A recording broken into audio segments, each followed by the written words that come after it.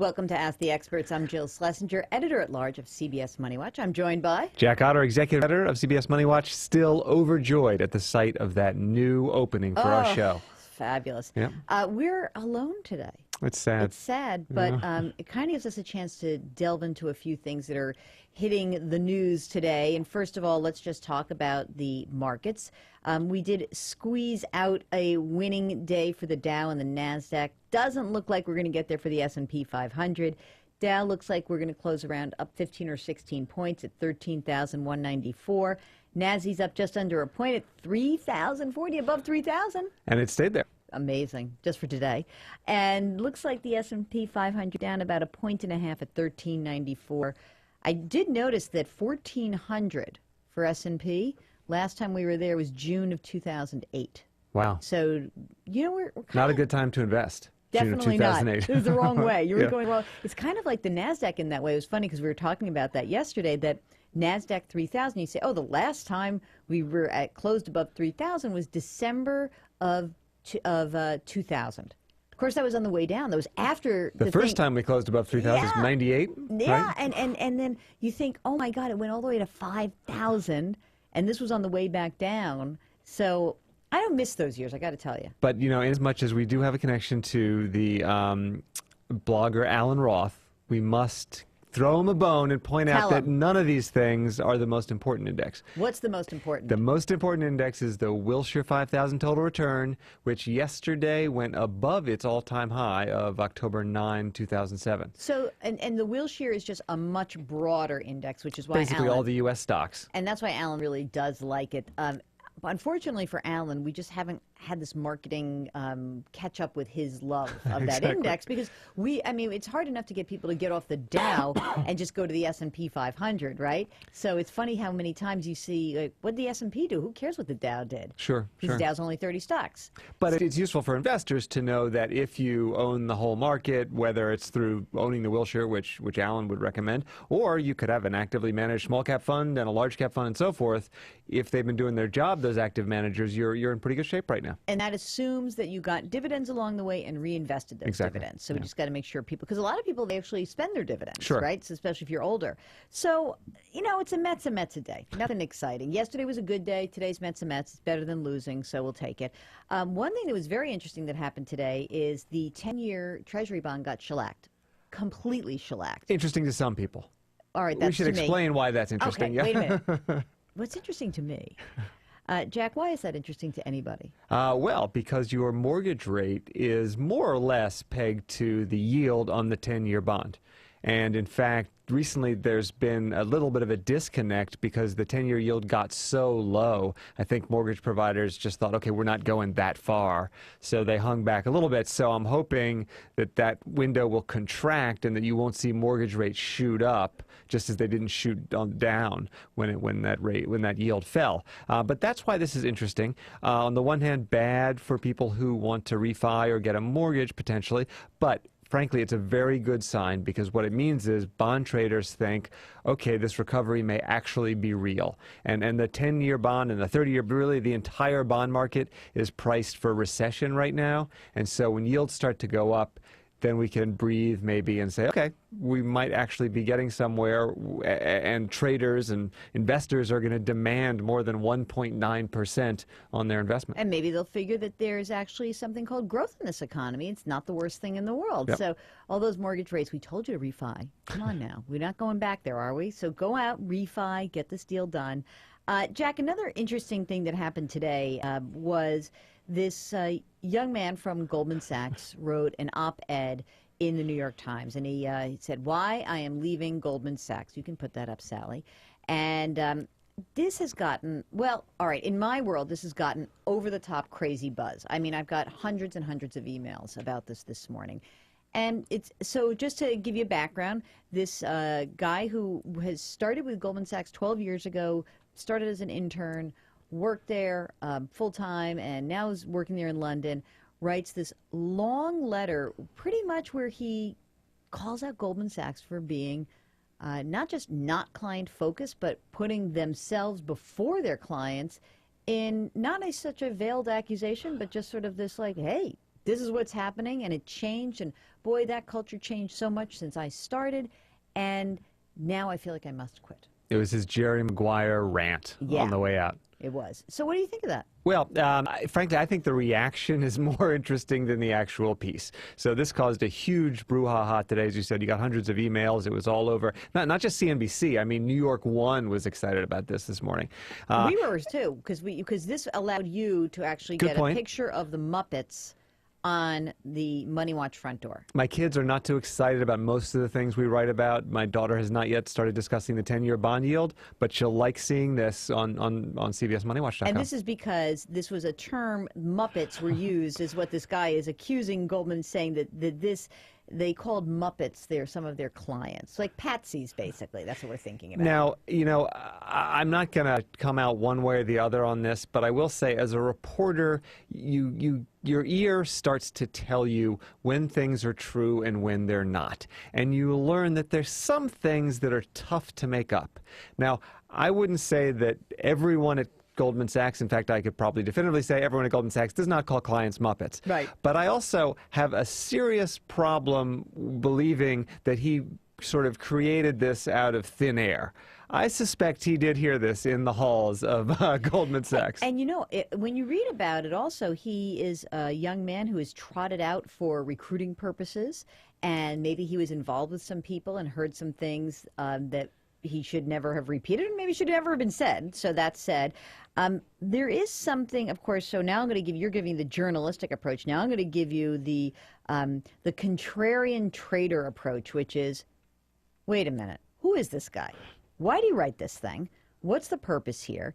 And so what if they don't put their clients first? All their clients know that they don't put them first. In fact, there were some people who wrote in. There was a couple of guys who were, of course, everybody off the record because nobody will do this, that wrote and said basically, every client knows this is going on at Goldman Sachs. We know that they represent lots of different interests. We know they represent the other side and our side. We work with them because we think they can get the deal done, and they've got the best information. And so we let them make their money, and we get something out of it, and that's our Faustian bargain. Right, and that was kind of the whole argument with this SEC suit against Goldman, which was that it wasn't as if it was John Paulson, the great hedge fund guy, on one side. He was allegedly creating these terrible securities that Goldman was creating for him to short, to bet against, and then when they actually sold it to a German firm, I can't remember the name, but people said, look, they weren't selling it to old ladies. They were selling it to a professional money management operation that knew what was going on. And so you're saying,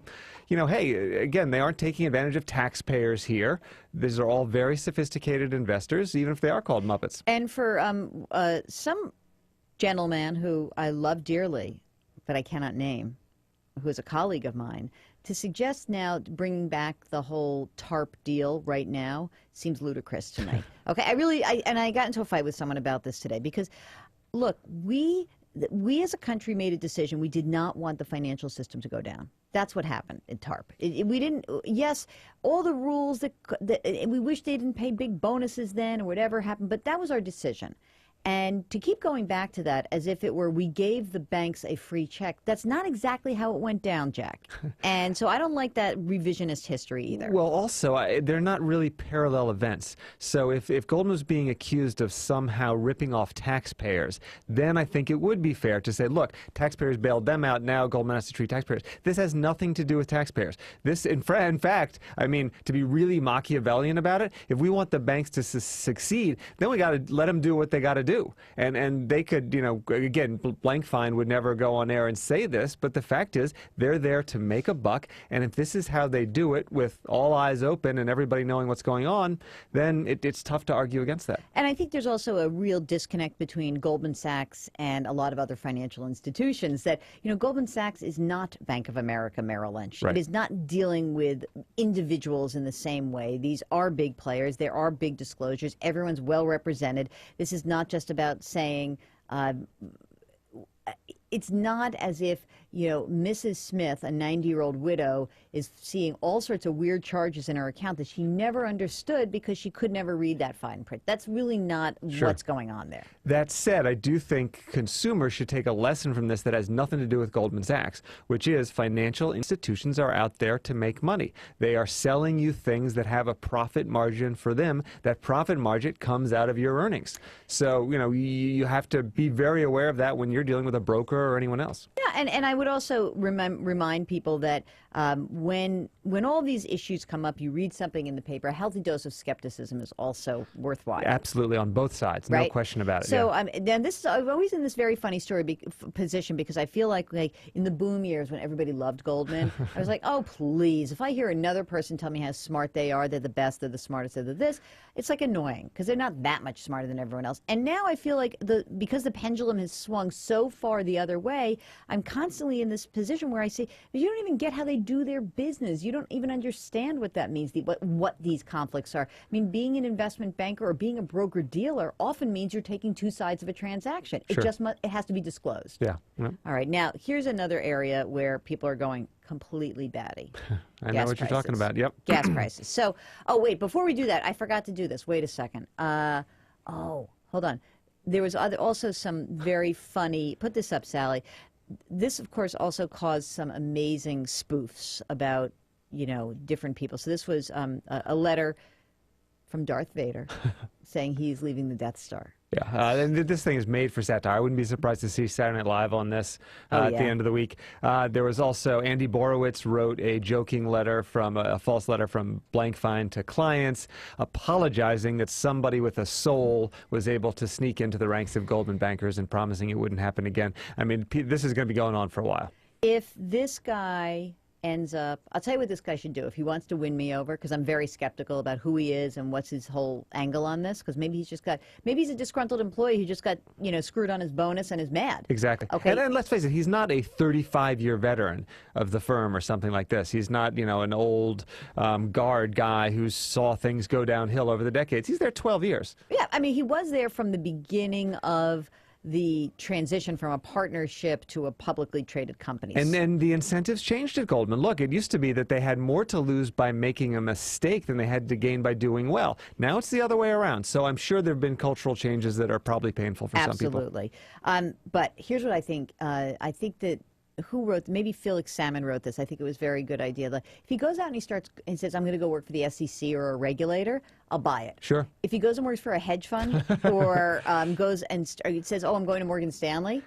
I'm guessing Morgan Stanley's not going to hire this fellow. Not really. But hedge fund maybe. Or maybe he'll go write a book. Sure. And go get a job on Fox Business, something like that. Okay, next outrage of the day. This is all about outrages. We're going to get to your questions, I promise you, but this is wild.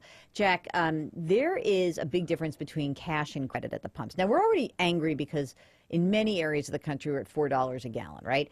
So if you look at this, this is a photo on, is this Newsday? This is Newsday. Okay, so this is Newsday. Right now, check this out. It says, cash price, $3.85 for a gallon of regular gas. Credit price, $4.85. What? That's incredible. And I must say that I was very happy to see this story written by a former colleague and photographed by a former colleague. If you have to take a picture of a gas pump, that's one of the finer photos I've ever seen. I'll say. I love the guy's Conrad tracksuit. Williams a shout out there. This actually does not outrage me as much as some people. Now, granted, if I was running on empty, all I had was a credit card, I'd be pretty pissed off. But you know what I'd do? I'd get $2 worth because I'm a cheapskate. Yeah. And I would limp around till I could get to the bank and pay in cash. Yeah. Because there was this big fight over was it the Federal Reserve or the government telling retailers that they couldn't, or excuse me, telling banks they couldn't charge retailers as much to people who swipe their debit cards. Right. Now, that didn't bother me, but my preferred solution would have been to allow retailers to charge different prices depending on cash and credit. Let the free market decide. So if people don't mind carrying around a wad of cash, they can save money. What would have happened would be a lot of people would have done that, and the bank still would have lost money because people would have said, no, I'm not paying with plastic if you're going to charge me extra. They were still charging you extra before. It was just a hidden fee that you probably paid for, out of your milk and potato chips. So so go get some cash is basically the lesson here. And look, this gas station is going to lose a lot of money. As word gets out, everybody cruising up and down the LIE knows that if they want to use their credit card, they're going to have to pay an extra $1. They're not going to go there. So I don't think this is going to persist. No to Ronkonkoma. I will be going to the next town out. I'll go to whatever the next one is. Okay. So people are really mad about gas prices. Sure. And according to lots of different polling, CBS News poll said 54% of Americans think gas prices are, quote, something the president can do a lot about. What do they think he can do? Wave his magic gas wand around and make us gassy? Yeah, exactly. It's crazy. And last night I saw Newt Gingrich. It sounded like a victory speech, even though really Rick Santorum was the one to be giving victory speeches last night. And Gingrich was still pounding the table on how he was going to make gas $2.50. How is he going to do that? Well, he claims the Wall Street Journal said this is true. He said Holman Jenkins wrote a piece that supported my position. So I looked that up today. And Holman Jenkins really didn't explain point by point how we're going to get gas down to $2.50. He argued that if we basically increase drilling, we could get there. But, even OPEC, frankly, would have trouble getting gas down to $2.50. The only way I could see it possibly happening would be if traders and the commodity exchanges, and you know more about this than I do, if they truly believed that all the players from Russia to OPEC to Venezuela to the U.S. were going to open the spigots as far as possible, and we're going to stop until gas hit $2.50. Maybe. But obviously, Obama doesn't tell the Russians, the Venezuelans, and the Saudis what to do. So it's simply not possible. The government, the U.S. government, cannot lower the price more than, I don't know. I guess they could drive it down a little by maybe you could open up the Strategic Petroleum Reserve, which is, by the way, for supply disruptions. We don't have a supply disruption, guys. There's no problem with our supplies. We've got plenty. In fact, the Obama supporters love to trot out this stat that our oil production domestically is higher than it's been in 8 or 10 years. Right, and our imports are down. Yeah. So we went down by about 8% in the last few years. But interestingly enough, the other way to get oil price and gas prices down is to plunge into a worldwide recession. Wouldn't that be fun? Wouldn't that be? I really wish we could go back there. So when you look at this and you see people, this is what drives me insane. People say, this is terrible. But when President Obama came into office, gas was so much cheaper. Yes, and we were losing 700,000 jobs a month. Gas is cheaper because the price of oil went to 30 or 40 because we thought we were going into a depression. And 2 months after his inauguration, the S&P was at 667, and today it's pushing 1,400. So, which would you rather have? Exactly. Higher gas or not? Okay, so. All right. Sorry, guys. I know you want to blame somebody. It's really the American way. Let us blame somebody. I think there are forces out there. I think part of it is economic growth, and that's a good thing. We should want that. And part of it is that people are freaked out about Iran, which is also real. It's okay. I mean, when you say speculators are bad and they're dry, a lot of those speculators are just scared. And they're making a bet. Some of them are just making a plain old bet or savvy. Yeah. And some of them are big airlines who are saying, oh, my gosh, I got to protect myself. And some of them are just people who say, if something horrible happens in the Middle East, the price of oil is going up, and I am going to get in front of that, or I'm going to hedge my position, or I'm just going to, who knows? Sure. It's a lottery ticket. Let's do it. Yeah. So I would say maybe the last 10 or 15 bucks in oil, speculation, worries over Iran. Things recede with Iran. I think we go back to 90, 95 bucks. I think gas comes down from 4 to 3.5 or 3.40. Everyone's happy again. As long as the economy grows, everyone would be happier paying a little bit more at the gas pumps if you and your friends were employed. Absolutely. But, this is also not a short-term, this month, this election cycle thing. I mean, how long ago were the Mad Max movies made, right, when the whole globe was fighting over oil? The Chinese are the biggest consumers of GM cars. India is growing. Their cars are a little smaller, but they're still using gas. And those countries have much higher populations than we do. This is the direction of gasoline over the next 10, 15, 40 years. Yeah, and it's a bummer because we could have started something 25 years ago and we didn't. So, maybe we should just blame ourselves for being dum-dums about that. I'll take it. I'll blame myself. All right, let's take some questions here. Gopal is 40 years old, has borrowed 40 grand from 401k. If I default on this loan, will my credit history be impacted? What will be the repercussions? Will I just have to pay federal, state taxes and a 10% penalty? Jack? I actually find this concept interesting, the idea of defaulting on your 401k loan. And it's actually a healthy way to look at it for anybody who is thinking about taking out a loan against their 401k. Might they default? But in reality, legally, you can't default against it. He's exactly right. He will pay federal and state taxes and a 10% penalty. And of course, he's torpedoed his retirement savings. Right, which is probably the worst. There's a lot of bad things going on, but no, it's not a default. It's not going to hurt his credit rating. But it will screw up his retirement savings. Right, and that's a bummer. Yeah. So that's why we always say to you, if you need a loan and we'd like you not to reach into that 401k, maybe for a temporary thing, sure, but we don't love that as a response to your cash flow needs. I mean, Exactly. Again, if it's hitting the fan, right. Okay. Right. Carlos owns a condo. It's seriously underwater. Current mortgage balance $190. It's worth approximately $115. He's got a loan to value of 165%. So owes more than the house is worth. At this point, I don't think I qualify for government assistance because the cap is 125%. Is there any assistance for someone who is current on their mortgage payments but underwater this much? Is it time to consider strategic default on this property? Carlos, I have good news for you.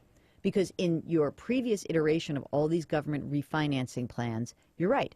You had to have at least, you could maximum be underwater by 125. But the HARP program, HAMP, the new version of HARP made a big change. And borrowers can refinance regardless of how underwater they are. This is a pretty big deal, and which is why the government had thought that actually another 3 to 4 million borrowers could take advantage of it. The thing is, you must be current. Carlos is current. So most people who are so severely underwater are already either walked or they're late, and it's not so easy. So Carlos, here's what you do. You go to the HARP website and you start the process. It's kind of cool, right? I hope it works. I mean, we've talked so much about how so many of these programs have helped a tiny, tiny, tiny fraction of the people who need help. I mean, they were really failures.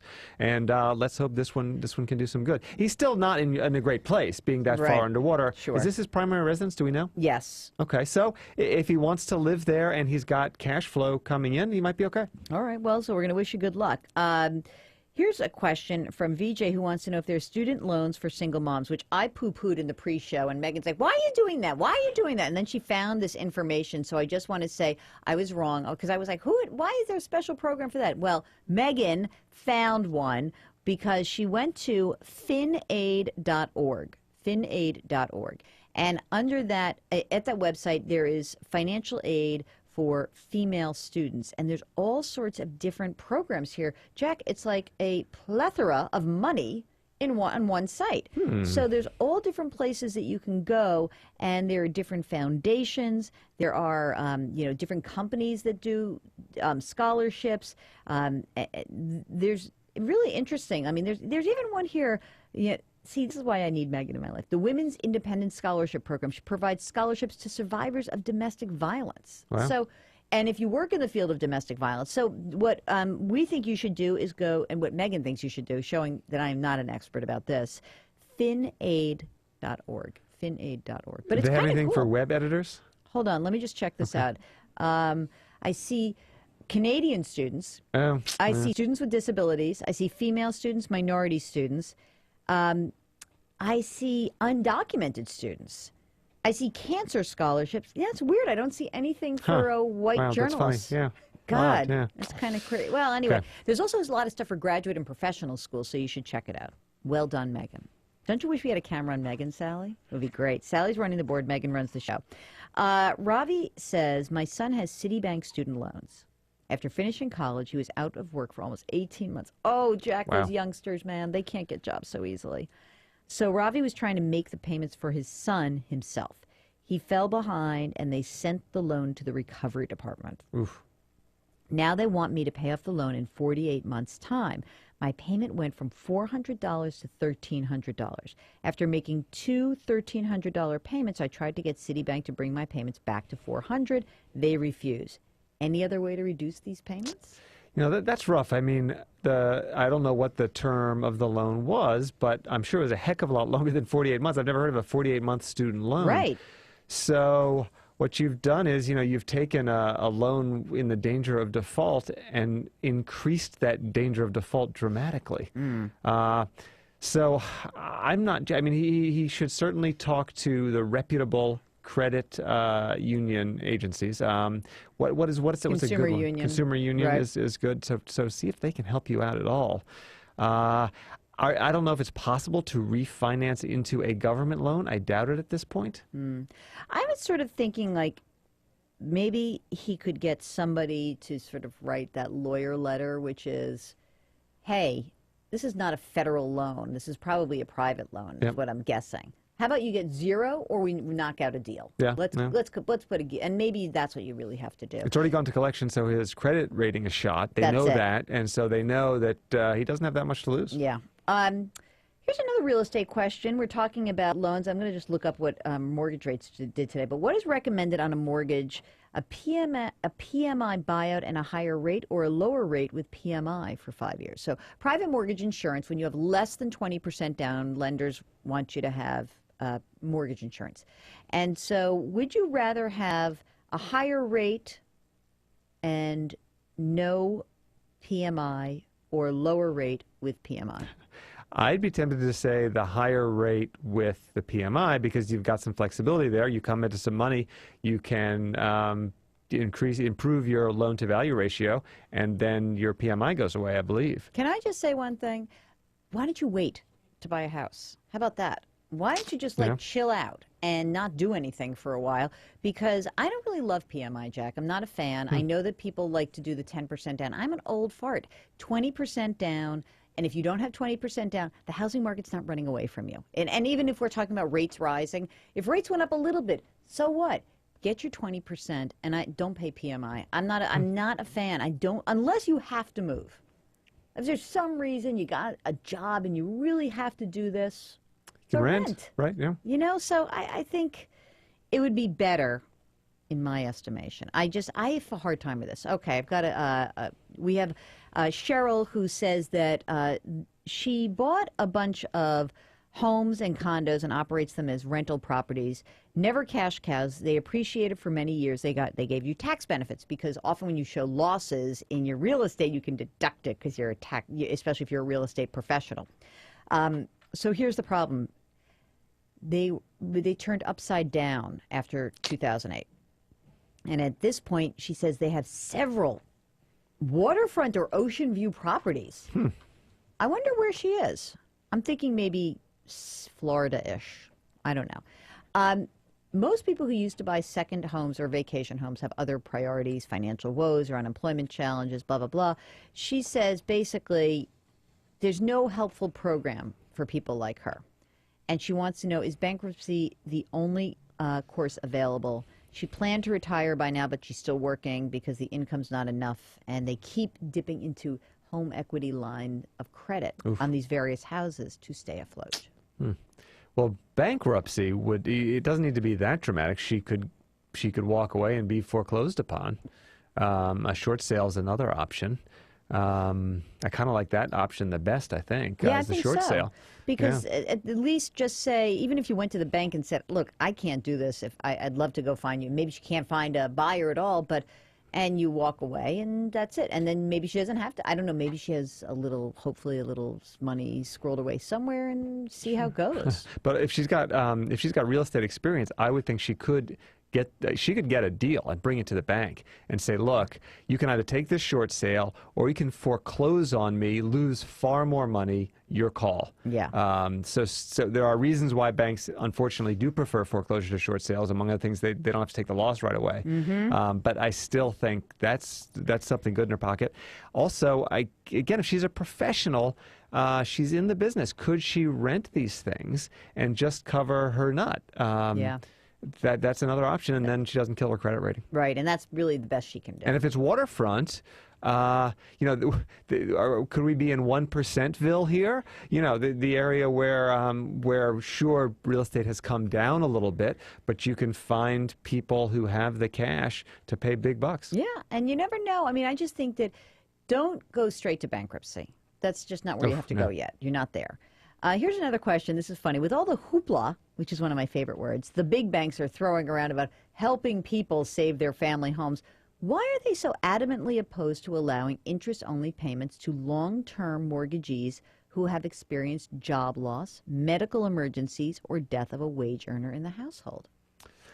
My guess would be because these these interest-only mortgages blew up in their face, and so they can't unload that risk. I mean, if a bank were to issue an interest-only loan, I can't say that word, there is nowhere that loan would go but sit on their books as a liability, and they don't want to do that. And you know, it's like banks are just like people.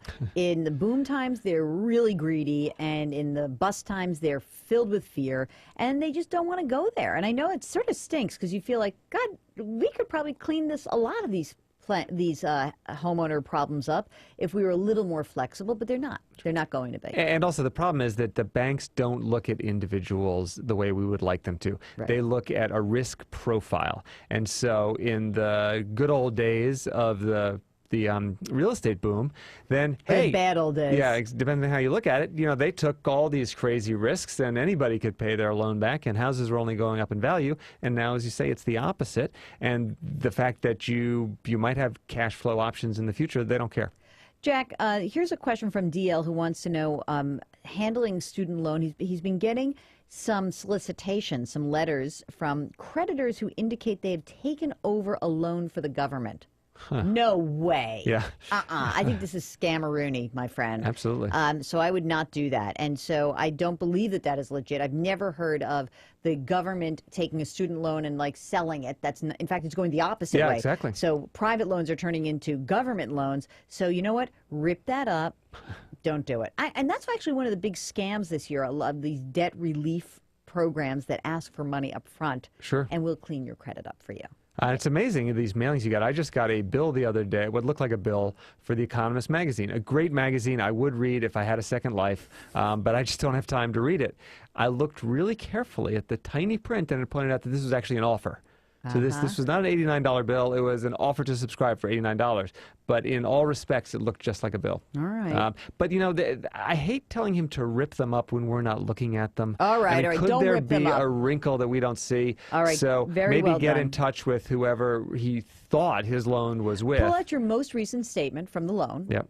Call that number, that customer service number, with the offer in front of you, and say, "Is this from you?" Sure. That's the easiest thing. Very smart, Jack. Here's the last question. This is kind of a wacky question. I'm not sure I know the answer to this. Long story. I had an unsecured loan for a car. I could not make the payments. Credit union allowed me to sell the car and pay them. Okay. Attorney did a civil suit for the difference. Coming after him, I guess, Sure. personally. Then I lost my job. Found another job. But before I started to work, the civil suit garnished his wages so the company would not hire him. Oh, I hate this. Now I'm on Social Security only. I have $20,000 in life insurance to bury me and split the balance between 2 grown children. Can the civil suit come after the money left from burial? The judge sent papers saying I lost the civil suit but acknowledges the lawyer cannot collect, so they have left the suit open in case I have future income. I will not have future income because I'm not working. I'm on Social Security now, get $43 a month in pension. I would love to leave something to the kids. I never did anything right with saving. Times were tough. So, first of all, you know, it's funny. I think that the company could come after the estate for that 20 grand. I actually do think that. I think so, sure. So if you die, it's not that your kids got this money. What happens is that money is considered part of your estate. It's part of your whole taxable estate, no matter what. Now, you're not going to pay taxes on it, but that's a whole other story. But if they were kind of evil, and that's what probate's about. Probate is the process by which we publicize a death and say, anyone who thinks they're owed money from this person or this estate, here's what's happening. So if they came after that money, I think they could get it. Yeah. I think the sad part is that there's not much you can do, but sometimes a lot of companies wouldn't come after it at death. Yeah. It's just too much trouble, and it's a little yucky. Although there are now industries where that's all they do. So the creditor simply hires this company that goes after the the heirs of people who died with debts and tries to get it out of them. It's kind of rough. You know, I have another thought, and I don't know how long ago this guy went through this process where he had the job and then lost it. What if he were to reach out to the attorney and say, look, you're not getting this money if I don't get this job. Right. I need you on my side. We actually have a common interest here, which is to get you paid back and to get me employed. I want you to reach out to this company and say, hey, look, we're not saying this guy's a bad guy. We're saying he sold his car for a little bit less than it was worth. We're just looking to get our piece. Maybe he could find a pro bono attorney to work on his behalf. That just sounds rough for me. If he was qualified for this job and his only mistake was to sell a car. Yeah, I find this whole part of the credit reporting process very unnerving because I feel like it takes you down the rabbit hole. So you get into a bad slide, something like you have to file a bankruptcy or you've got a short sale, and then you want to get back on your feet, and then a company can see that past problem. And I'm not saying you should get a job as a treasurer of some, some organization, right, and where you'll be, but, to think that that precludes you from a job, it just feels so antithetical to what bankruptcy was supposed to be, which was a second chance. Yeah, absolutely. And so I don't like that. Very sad. All right. Now, switching gears 100%, Jason, or JMac to you. No. Our Jason wants to know, what impact will Yahoo's legal dispute with Facebook over patents have on the social network's forthcoming IPO? Okay, Yahoo sued Facebook out in California. I don't know why, it just makes me laugh. It's like, wow, these technology guys are good. So they say you infringed on our patent, 10 different patents, okay? And Yahoo, they have a new boss. It's kind of aggressive and a little bit out of, I guess they tried to settle and they couldn't settle. Yeah. But it's like, it's quite a coming out party to say, hey, we're slapping you with a lawsuit, months before your IPO. It's also a questionable strategic move, right? So Yahoo is hurting. They're trying to figure out, they've got all these viewers. They do a lot of great things over there, but they haven't quite figured out how to monetize it, which is jargon for make money off what they've got. Facebook hasn't quite figured out how to monetize things either, but clearly they're hot. We all use them. Facebook is sort of the part of the internet where you want to be right now, and Yahoo is not. So Facebook could help out Yahoo in a lot of ways, and I was surprised that they would piss off a potential ally like this. Yeah. What effect will it have in the IPO? I suspect none, although I guess there could be a court ruling in Yahoo's favor that would change that a lot. But right now, it doesn't seem to be dampening it's going to be disclosed. Yeah. In the offering document, right, it'll be disclosed. People will know it, and they'll buy it anyway. Yeah, so exactly. That's what I think is going to happen. Okay, so anyway, one more day of multi-year highs for the Dow. One more day of Ask the Experts. You will not have me next week. Will you be bereft? Oh, that's going to be rough. I would like to point out that how many months ago was it when we were talking about, I think it must have been our first Ask the Experts of the year. And you said the big surprise was going to be? That the market would move higher. And the economy would look Jack better than Otter? we thought. How about that expert? Yeah. Meanwhile, I told Jack to buy gold and it was down $50 today. Sorry, dude. It's a long-term hold. You bid a little bit, just a little bit.